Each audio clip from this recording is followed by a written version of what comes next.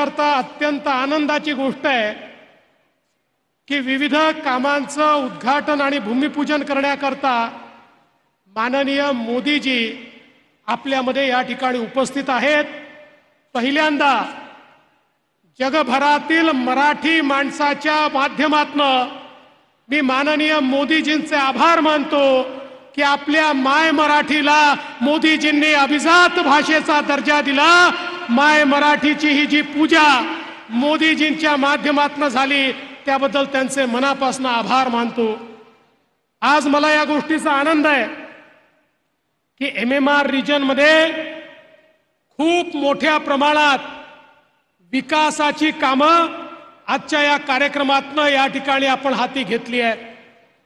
सगळ्यात महत्त्वाचं मुंबईची मेट्रो 3 40 किलोमीटरची अंडरग्राउंड मेट्रो एशियातली सगळ्यात मोठी लाल्या टप्प्याचं उद्घाटन हे मोदीजी या ठिकाणी करतायत। सगळ्यात महत्त्वाचं काय आहे, आता नवरात्र चाललेलं आहे। नवरात्रामध्ये माननीय मोदीजी 9 दिवस फक्त पाणी पिऊन राहतात, त्या ठिकाणी उपवास करतात आणि आपल्या आईची आराधना करतात। आपली आई महिषासुरमर्दिनी आहे, पण ही जी मेट्रो 3 आहे ही कोणाच्या तरी गर्वाचं मर्दन करणारी, कोणाच्या तरी गर्वाचं हरण करणारी अशा प्रकारची मेट्रो 3 आहे।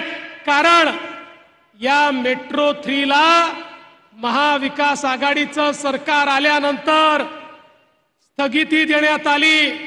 हजारो कोटी रुपये खर्च झाल्यानंतर केवळ कोणाचा तरी इगो दुखावला म्हणून या ठिकाणी स्थगिती देण्यात आली। सर्वोच्च न्यायालयाने सांगितलं ही अतिशय ग्रीन अशा प्रकारची मेट्रो आहे, पर्यावरणाला साथ देणारी मेट्रो आहे, पर्यावरणाचं संवर्धन करणारी मेट्रो आहे। पण दुर्दैवाने आमच्या उद्धवजींचा काय इगो दुखावला मला माहिती नाही, त्यांनी याला स्थगिती दिली। पण मला आनंद वाटतो या मेट्रो करता पुन्हा एकदा आमच्या एकनाथराव शिंदेजींच्या नेतृत्वात नवीन सरकार आलं आणि अत्यंत वेगानं या मेट्रोचं काम आम्ही पूर्ण केलं। आज पहिल्या टप्प्याचं उद्घाटन होत आहे। मी माननीय मोदी साहेबांचे आभार मानेन। मोदी जी, ये मेट्रो अंडरग्राउंड मेट्रो हमको मिली, इसका कारण आपकी और जापान की जो दोस्ती है और स्वर्गीय शिंजो आबे साहब के साथ आपकी जो मित्रता थी, उसके कारण जापान की सरकार ने, जायका ने इसको पूरी मदद की और आज ये मेट्रो यहाँ पर तैयार हो रही है। आणि मुंबईमध्ये रोज 17 लाख प्रवासी या मेट्रो मध्ये प्रवास करतील। लोकांच्या जीवनामध्ये अतिशय सुखाचे क्षण या ठिकाणी येतील।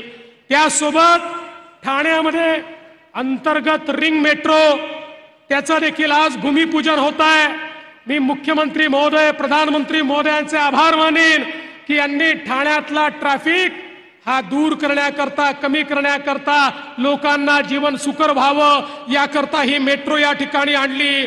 आणि त्यासोबत सगळ्यात महत्त्वाचं ईस्टर्न फ्रीवे आता थेट ठाण्यापर्यंत येणार आहे, म्हणजे ठाणे आणि मुंबई यांच्यात आता